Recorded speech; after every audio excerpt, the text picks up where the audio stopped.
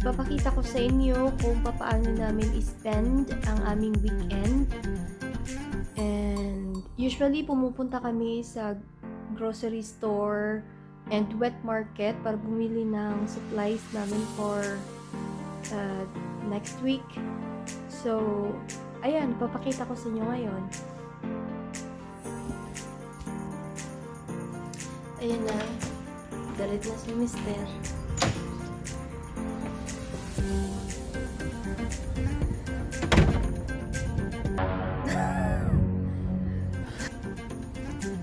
So, gagamitin namin yung scooter para mas madali yung transportation namin at makauwi agad sa bahay. Crazy talaga.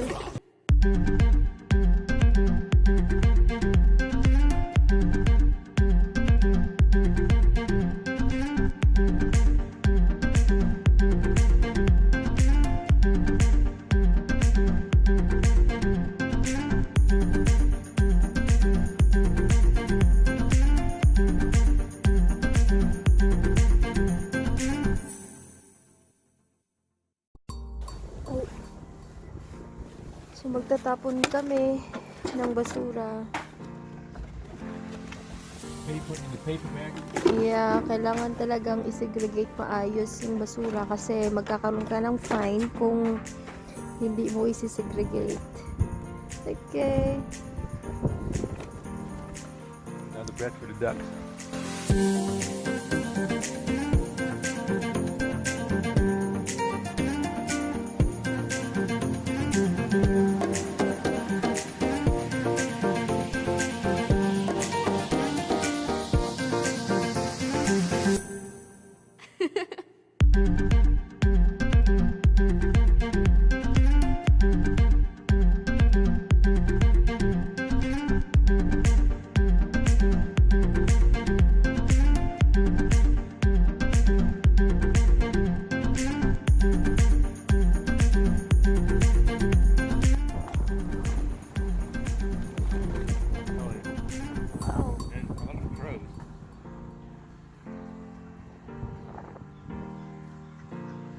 They know it, huh? They know it.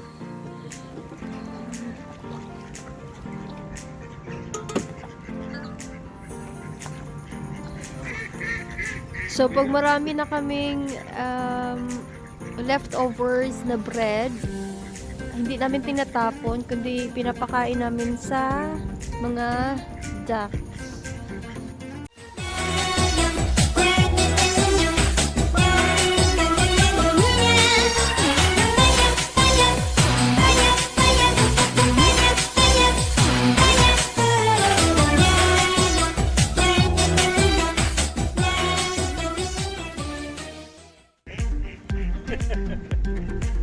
Again?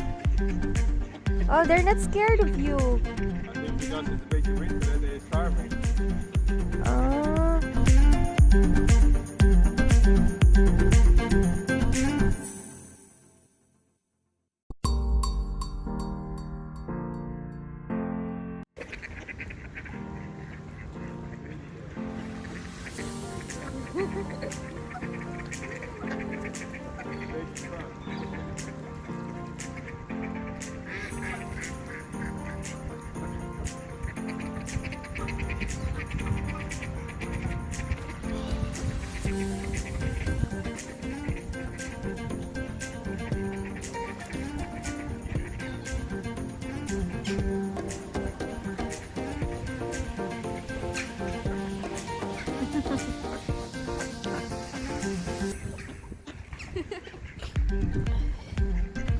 They're afraid.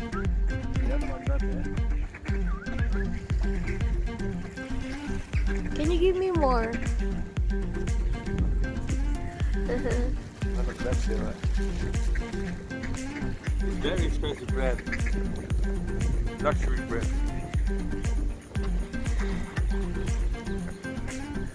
Yeah, you catch it in the air, see it? Oh, yeah? See if you can put it there. Catch it there.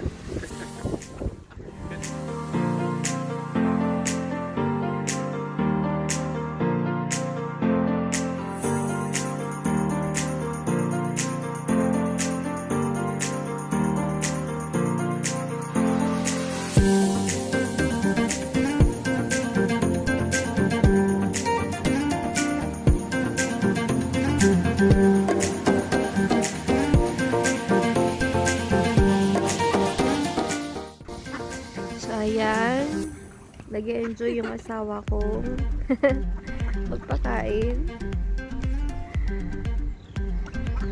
So cute. Love, there's a dog here coming. So cute, love. Ay!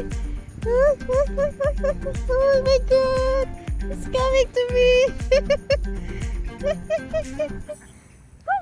Scott, come here!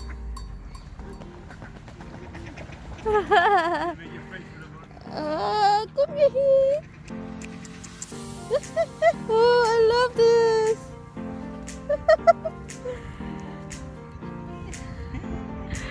Oh, yung mga aso dito hindi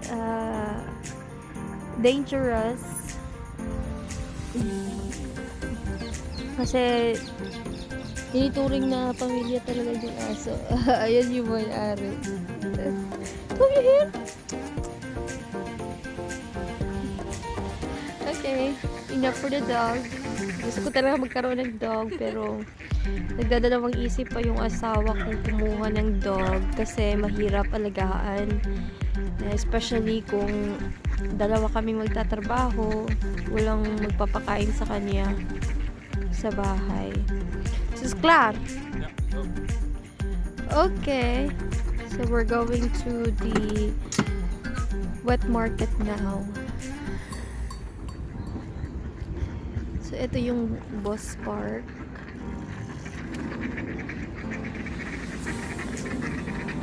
Kahit winter, marami pa ring tao pumupunta dito, nagja-jogging.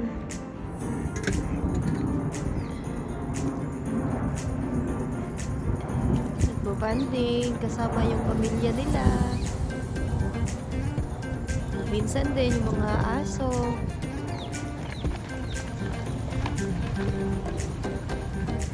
Ayan. So,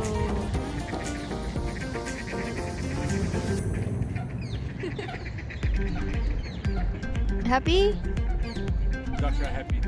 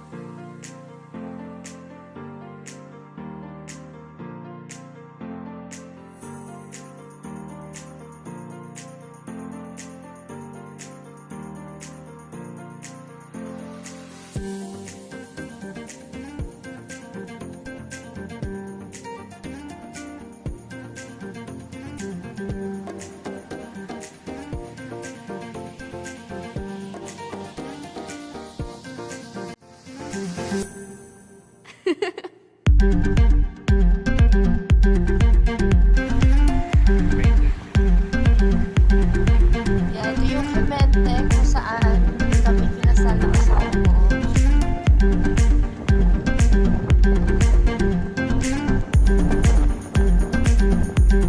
Sa atin pa is City Hall. Stop lang. Ja, ja. Oh, ja.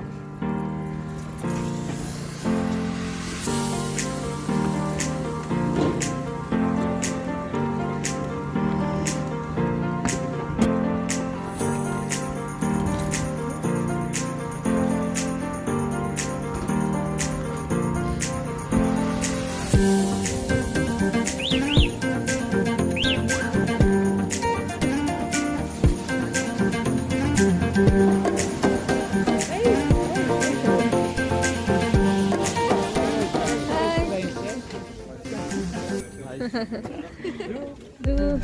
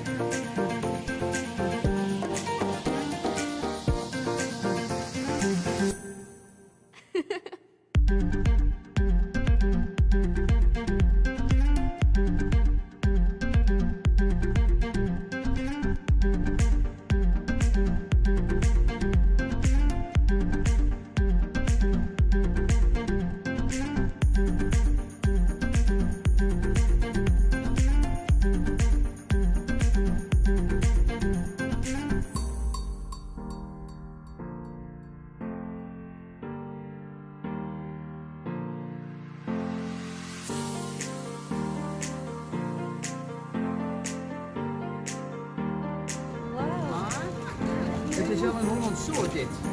Weet je, ze proeven echt een Hollandse. Als je die in de versie hebt, niet eten. Het is echt lekker.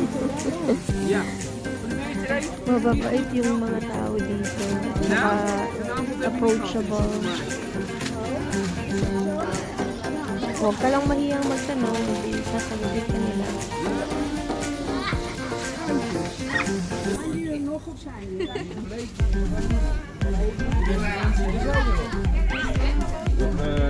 Twee citroen. Twee is goed.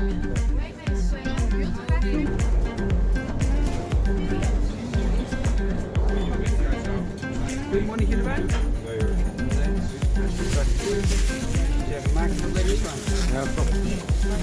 Sta ik nou te filmen? Ja, voor in de Filipijnen word je bekend hoor. Dankjewel! So, bibili kami ng fish. Sa kabilang strip yung fish.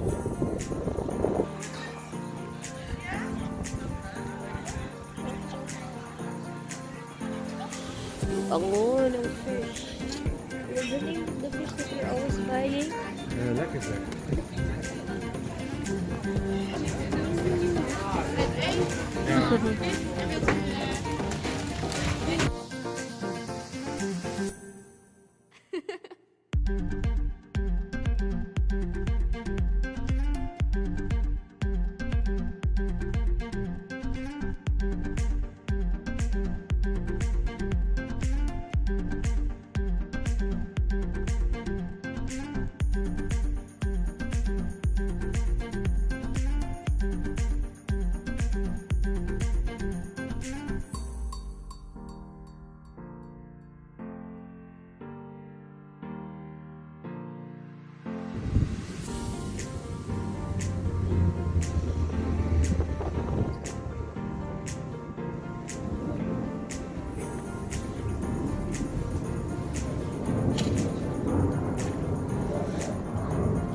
So, andito kami sa Toko.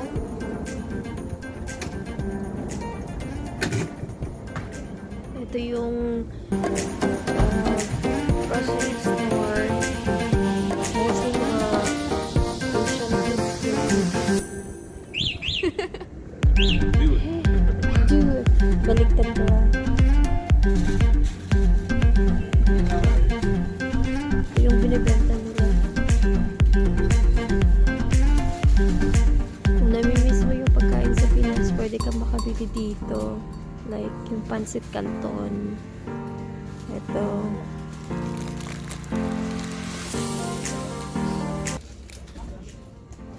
Madami pa halo-halo.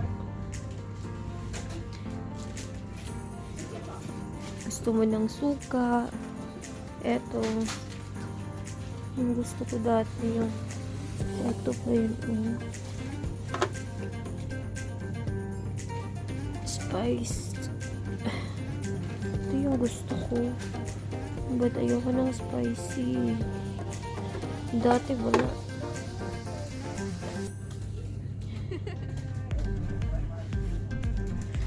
So, ayan. Kung may gusto kang bilhin dito. Oh, they have mango preserve. Wow! Skat! Bago to ah. Hindi ko to nakita. Masarap kaya ito. Kaso mahal masyado. 3 euro. Ang bidding eh. Kahit yun, tingnan natin yung ano. Skat, wil jij deze? Mango. Philippine mango dit jaar. Yeah, I don't know if it's lekker. Kan je het? Ja. Dit is zelfs een aanbieding. You want 2 pieces? Yeah, Okay. that's how they get it here preserved, in the juice. Yeah. This is the Philippine mango. Kijk de datum dan. Can you check the date? Yes, July 2020. Ito, bumili din ako ng ganyan. Happy, nakabili ng mangga. Mangga from Philippines. Wow. Kaso mahal siya, 3 euro. 369 euro na bayaran natin.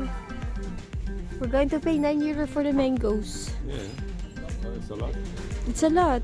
Expensive. Transport and processing and jar. The Yeah. lemonade.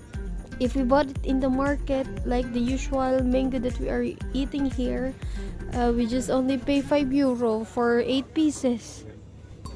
So, this is so expensive. Bili namin. Hartstikke brood. En dan Sana masarap to. Excited ako makabili.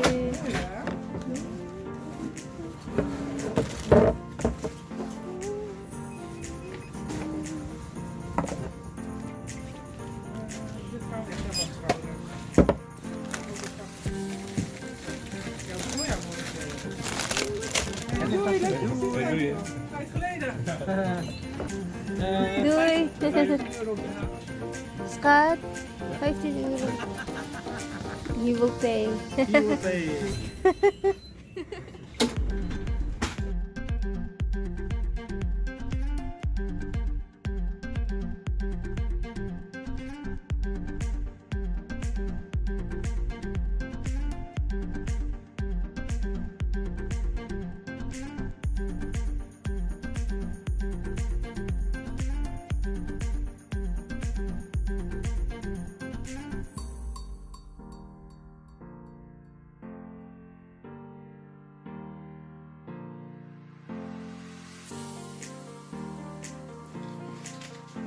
Ito yung fish na binili namin dun sa market. It's a white fish. Oh, lekkerbek. Can you say lekkerbek? Lekker Bek. back. Lekkerbek.